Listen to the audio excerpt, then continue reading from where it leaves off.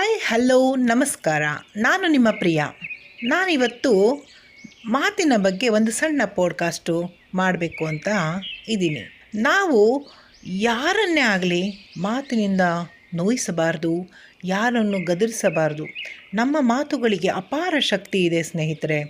ಒಳ್ಳೆಯ ಮಾತು ಯಾರನ್ನಾದರೂ ಬದುಕಿಸಬಹುದು, ಆದರೆ ಕೆಟ್ಟ ಮಾತುಗಳು ಒಬ್ಬ ವ್ಯಕ್ತಿಯನ್ನು ಒಳಗೊಳಗೆ ಕೊಲ್ಲಬಹುದು.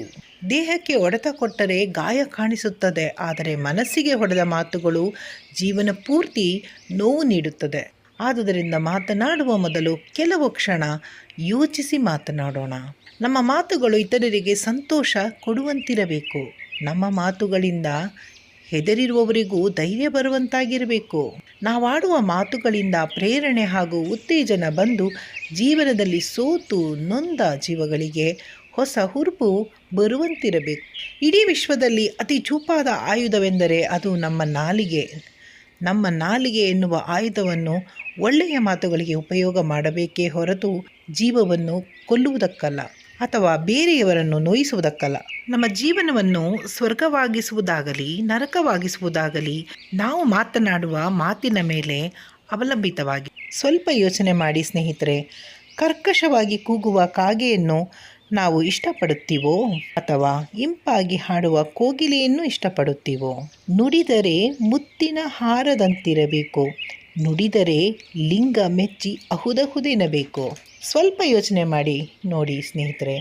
ನಮಗೆ ಹತ್ತಿರವಾದವರೊಂದಿಗೇ ನಾವು ಈ ರೀತಿ ಕಠೋರವಾಗಿ ಮಾತನಾಡಿದರೆ ಎಷ್ಟು ಚೆನ್ನಾಗಿರುವುದು.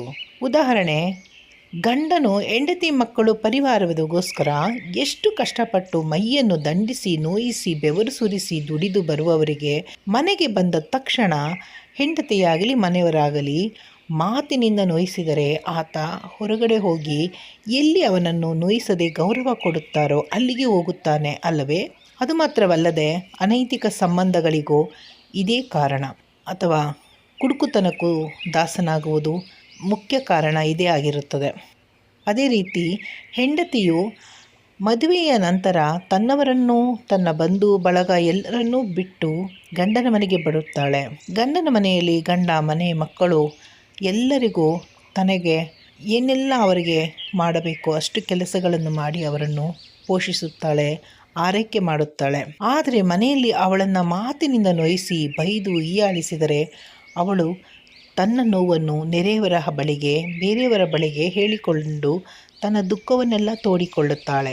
ಇನ್ನು ಕೆಲ ಮಹಿಳೆಯರು ಪ್ರೀತಿಯಿಂದ ಯಾರಾದರೂ ಮಾತನಾಡಿದರೆ ಮನಸ್ಸೋತು ಪರಪುರುಷನ ಬಲೆಗೆ ಬಿದ್ದು ತನ್ನ ಕೈಯಿಂದಲೇ ತನ್ನ ಮನೆ ಸಂಸಾರ ಎಲ್ಲ ಹಾಳು ಮಾಡಿಕೊಳ್ಳುತ್ತಾಳೆ. ಆದುದರಿಂದ ಒಮ್ಮೆ ನಾನು ಹೇಳಿದ ಮಾತುಗಳನ್ನು ಯೋಚಿಸಿ ನೋಡಿ ಸ್ನೇಹಿತರೆ. ನೀವು ಎಲ್ಲಿ ತಪ್ಪಿದ್ದೀರೆಂದು ನಿಮ್ಮನ್ನು ನೀವೇ ಪರೀಕ್ಷೆ ಮಾಡಿಕೊಳ್ಳಿ. ನನ್ನ ಮಾತುಗಳು ನಿಮಗೆ ಇಷ್ಟವಾದರೆ ದಯವಿಟ್ಟು ಲೈಕ್ ಮಾಡಿ, ಶೇರ್ ಮಾಡಿ, ಪ್ಲೀಸ್ ಸಬ್ಸ್ಕ್ರೈಬ್ ಮಾಡಿ. ಧನ್ಯವಾದಗಳು ಸ್ನೇಹಿತರೆ. Thank you.